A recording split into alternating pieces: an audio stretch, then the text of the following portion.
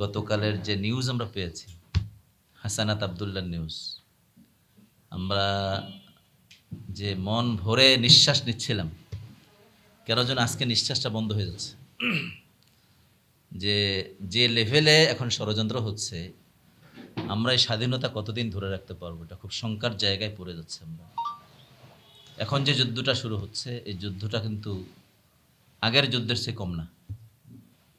আল্লাহ তাআলার জন্য এই রোজার এই মুহূর্তে আমরা দোয়া করছি, আল্লাহ তাআলা যে দেশটাকে রক্ষা করেন।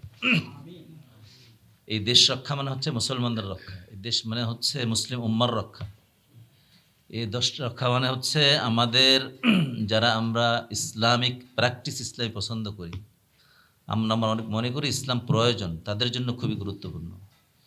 এই স্বাধীনতা রক্ষা না পেলে আমাদের মনে হয় আমরা অনেক আর এক জায়গায় হারিয়ে যাব। সেজন্য আমি আল্লাহ তাআলার কাছে তৌফিক কামনা করছি এবং আমরা সবাই মিলে দোয়া করছি আল্লাহ তাআলা যেন আমাদেরকে রক্ষা করেন, দেশটাকে রক্ষা করেন, মুসলিম উম্মাহকে রক্ষা করেন। অনেক গুরুত্বপূর্ণ কথা হয়েছে, লম্বা আলোচনার বিষয়।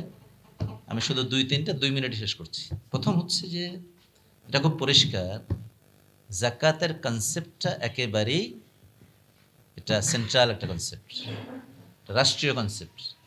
এটা কোনো পার্সন পর্যায়ের কনসেপ্টও না। যদিও মাকাসেদুশ শরিয়া বলে, আমি দুটো আয়াত, আমি একটা আয়াত পড়েছি, একটা হাদিস পড়েছি, এটা মোটামুটি সবাই অর্থ জানেন। এই আয়াত এবং হাদিসটা স্পষ্টভাবে আমাদের নির্দেশনা দেয় যে এটা রাষ্ট্রীয় কনসেপ্ট।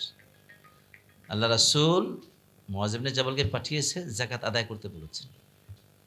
আল্লাহ বলেছেন যে খুয মিন আমওয়ালিহিম সাদাকা, রাসূলকে বলেছেন তুমি যাকাত আদায় করো এবং সেটা কি করবে, এই কাজ করবে। এই মাকাসেদগুলো বলে দিয়েছেন, মাকসুদগুলো বলে দিয়েছেন, উদ্দেশ্যগুলো বলে দিয়েছেন। এটা খুবই পরিষ্কার যে এটা কনসেপ্টটা সোশ্যাল, কনসেপ্টটা ন্যাশনাল, কনসেপ্টটা রাষ্ট্রের। ২ নম্বর হচ্ছে এটা হওয়া উচিত আমাদের ট্যাক্সের মতো।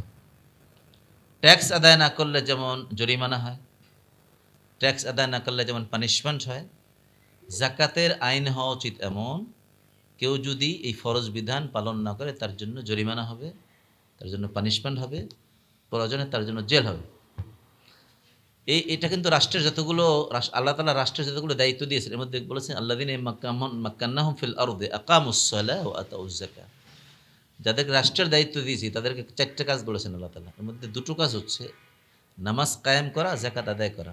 এই জন্য নামাজ কায়েম না করলে, নামাজ না পড়লে কিন্তু শাস্তি দেওয়া যায়, জেল দেওয়া যায়, জরিমানা করা যায়, দোকান বন্ধ করে দেওয়া, লাইসেন্স বাতিল করা যায়, এগুলো কিন্তু যায়। ঠিক যাকাত আদায় না করলেও যাবে, এটা সরকার, ইসলাম বলছে। এখন আমাদের দেশে ইসলামিক রাষ্ট্র ব্যবস্থায় বাধ্যতামূলক নাই, কিন্তু ইসলামিক ফাউন্ডেশনের মাধ্যমে আছে। আমি আজকে প্রস্তাব করতে চাই, আমাদের জাকাত ফাউন্ডেশন, তারপরে জাকাত ম্যানেজমেন্ট যে আমাদের ডক্টর আইয়ুব আলী স্যারের আছে, অনেকে ভালো ভালো কাজ করছেন।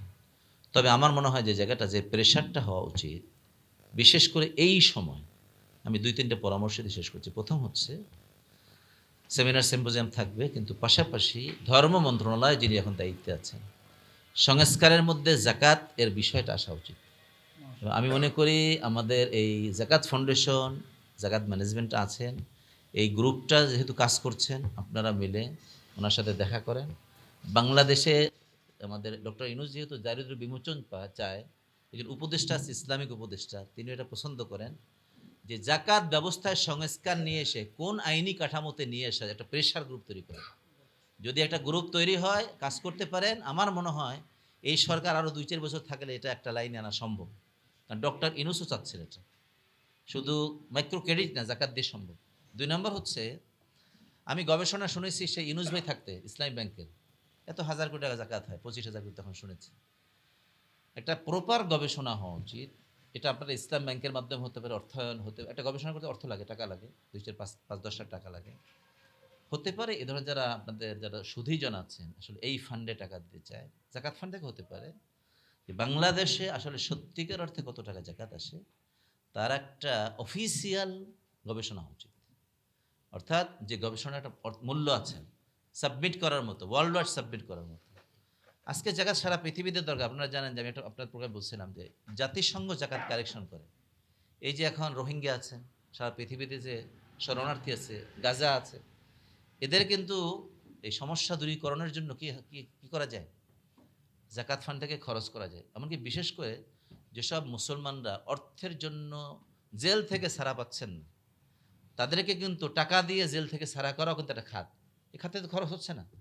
সুতরাং এই জায়গায় খরচ করার সুযোগ আছে। আমার মনে হয় এটা গবেষণার জন্য আমাদের আমাদের এই ভাই আলামিন ভাই একটা উদ্যোগ নেওয়া যেতে পারে, যে একটা প্রপার গবেষণা যেটা মানুষকে সার্কুলেট করা যেতে পারে। থার্ড হচ্ছে যে নিঃসন্দেহে যেহেতু সরকার না করা পর্যন্ত আনুষ্ঠানিক ব্যবস্থাপনা, প্রাতিষ্ঠানিক ব্যবস্থাপনা এটা খুব গুরুত্বপূর্ণ। ব্যক্তি দিলে তো লাভ হয় না, 2-4 জন পাচ্ছেন, ফলাফল হচ্ছে না। এই জন্য আমার মনে হয় নিঃসন্দেহে ভালো উদ্যোগ। এইটাকে আরও সাকসেসফুলি করার জন্য যে উদ্যোগ আছে এটাকে কন্টিনিউ করা, এবং আমরা মনে হয় আলোচনা অব্যাহত থাকবে ইনশাআল্লাহ। আমি এতটুকু বলেই শেষ করতে চাই, যেহেতু সময় একেবারেই শেষ। আমি সবাইকে ধন্যবাদ জানাচ্ছি এবং বিশেষ করে আমাকে এখানে দাওয়াত দেওয়ার জন্য ধন্যবাদ জানাচ্ছি।